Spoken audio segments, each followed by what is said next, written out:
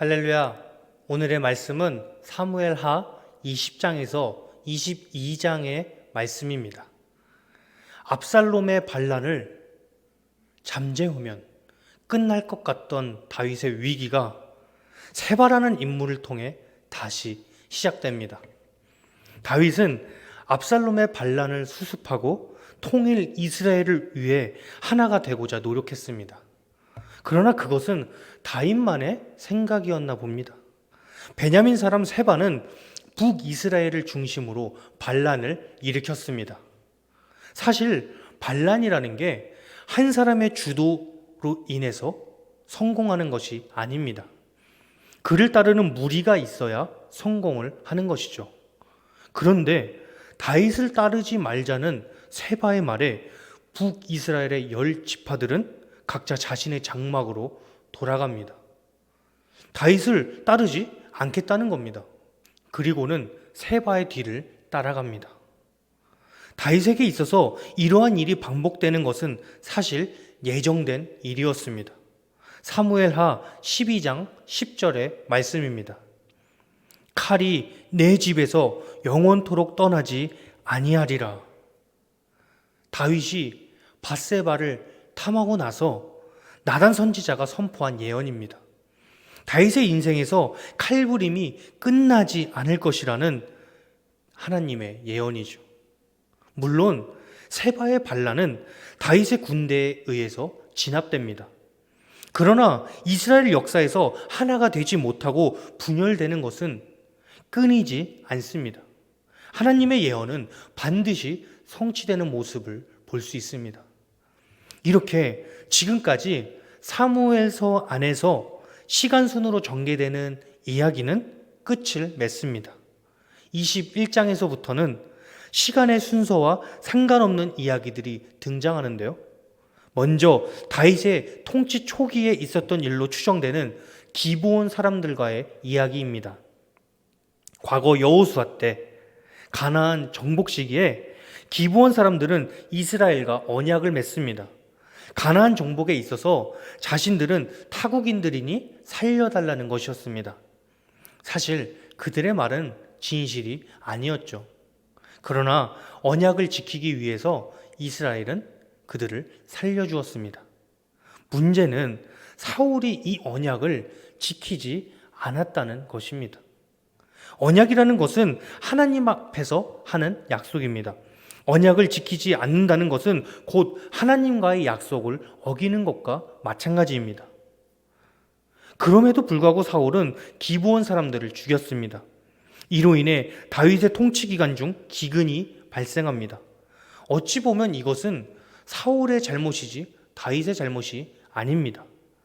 그러나 이것은 단순히 사울의 잘못일 뿐만 아니라 이러한 잘못을 함께 저지른 이스라엘 전체의 잘못이기 때문에 다윗의 통치 기간 중 3년간의 기근이 발생했던 것입니다. 피할 수 없는 예정된 일이었습니다. 다윗은 기근을 해결하기 위해 기브온 사람들을 찾습니다. 그리고 원하는 것을 물어봅니다. 그러자 그들은 사울의 자손 중 7명을 자신들에게 내어달라고 요구합니다. 다윗은 기브온 사람들의 요구를 들어주었고 그들의 원한을 풀 수 있도록 도와줍니다. 이 사건을 통해서도 하나님은 반드시 언약을 지킨다는 것을 알 수 있습니다. 지금까지 조금 우울한 이야기였지만 이번에는 갑자기 상황이 반전됩니다.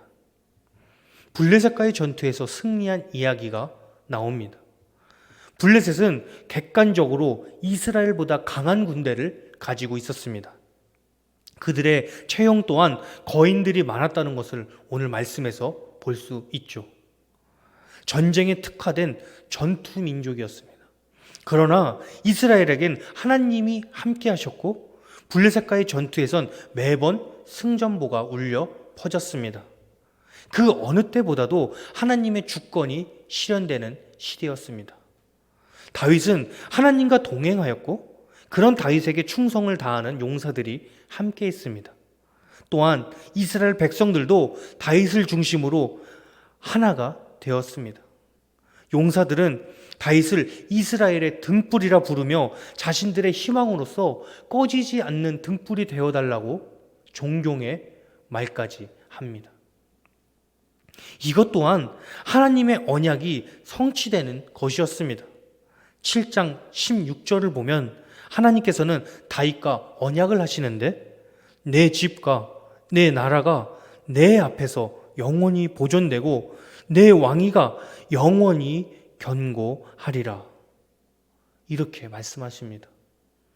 우리 인간의 눈에는 다윗의 말로가 비참하기 짝이 없지만 그의 대는 끊이지 않았고 다윗의 후손 예수 그리스도로 이어지는 것입니다.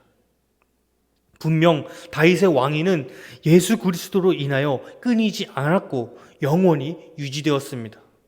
이것이 바로 우리의 생각을 뛰어넘는 하나님께서 언약을 지키시는 방법입니다. 마지막 22장에서부터는 다윗의 목소리가 직접적으로 등장합니다. 지금까지 이루어 주신 하나님의 언약에 감사하는 기도를 드리기 시작합니다. 이 고백은 시편 18편의 말씀을 고스란히 옮겨 놓았는데요. 지금까지 살펴본 것처럼 다윗은 자신의 상황에 좌지우지 되는 사람이 아니었습니다. 그는 자신의 상황이 고난 중에 있으면 고난 받는 대로, 평안 중에 있으면 평안한 대로 하나님과 동행하는 사람이었습니다. 21장에서 반대되는 두 사건이 등장한 것도 다윗의 이러한 모습을 대표적으로 보여주는 것입니다.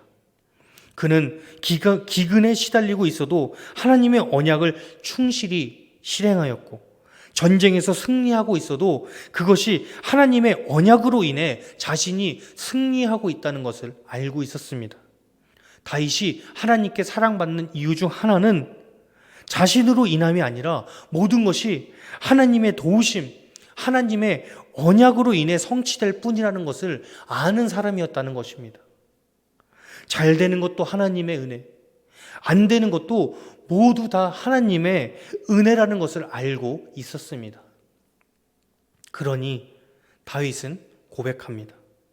여호와는 나의 반석이시요 나의 요새시요 나를 위하여 나를 건지시는 자시요 내가 피할 나의 반석의 하나님이시요 나의 방패시요 나의 구원의 뿌리시요 나의 높은 망대시요 그에게 피할 나의 피난처이시요 나의 구원자시라 나를 폭력에서 구원하셨도다.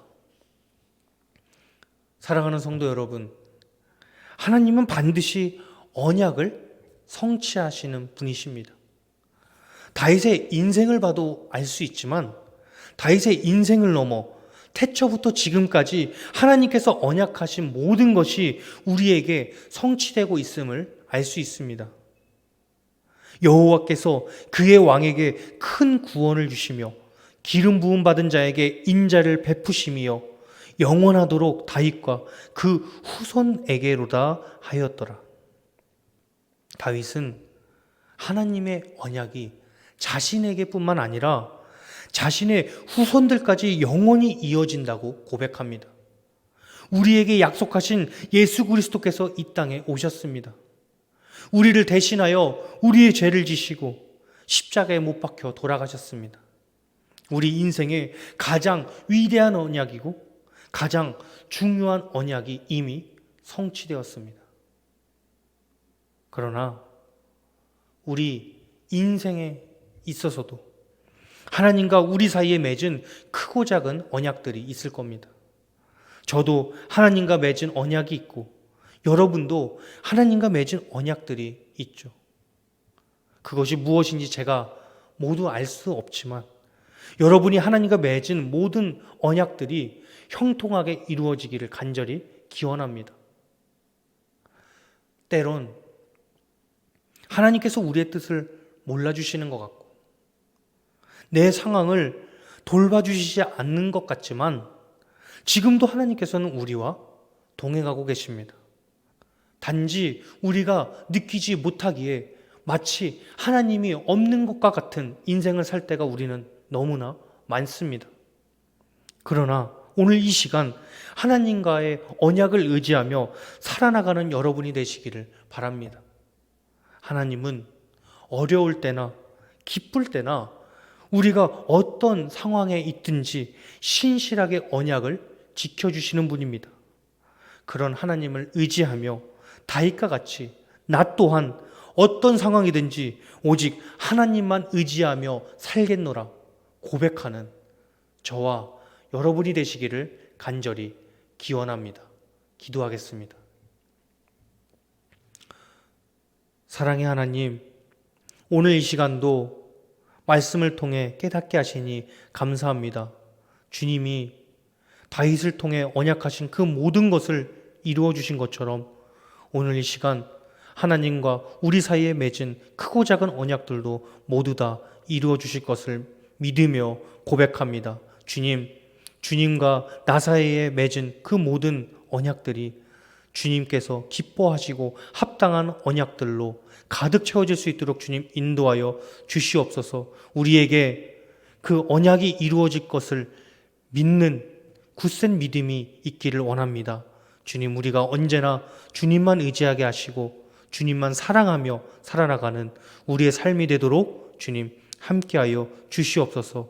이 모든 말씀 우리 주 예수 그리스도의 이름으로 기도드립니다. 아멘.